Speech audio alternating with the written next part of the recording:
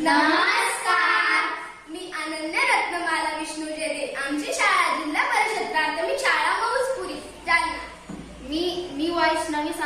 मी वैष्णवी गीता संतोष गायकवाड. आपल्या देशात रोज हजारो झाडे तोडली जातात, पण काय तेवढी झाडे जगवली जातात का? नाही, दरवर्षी वृक्षारोपण होते, पण ही रोपटी पाण्याअभावी करपून जातात. दरवर्षी जुन्या खड्ड्यात नव्याने वृक्षारोपण होते. काय ग शीतल, यावर काय करता येईल? बेसुमार वृक्षतोड निसर्गाची हानी यामुळेच राहिले नाही. जमिनीत पाणी झाडे लावून सेल्फी काढायला सर्वांना आवडते, पण झाडे जगवणार कोण? या सर्व समस्या आपल्याला भेडसावत आहेत. यावर वेळीच उपाय केला नाही तर पाणी, ऑक्सिजन सुद्धा आपल्याला मिळणार नाही.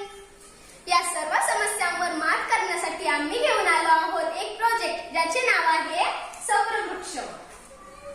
विकसित भारताचे स्वप्न पाहताना आपण निसर्गाची हानी करू शकत नाही, म्हणून सौरवृक्ष हा उपक्रम अतिशय समाज उपयोगी आहे.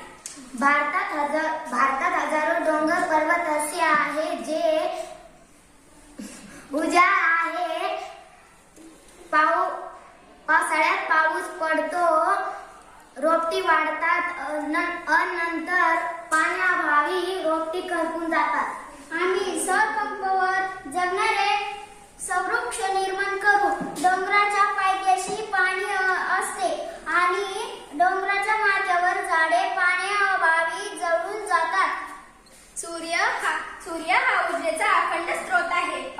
डोंगराच्या पायथ्याशी सौरपंप बसवून हे पाणी डोंगर माथ्यावरच्या हौदात साठवून ठिबक सिंचनाने झाडांना दिल्यास ही उजाड डोंगरे हिरवीगार होतील. आणि ही मोहीम ग्रामसंसद कडे चालवायला दिली तर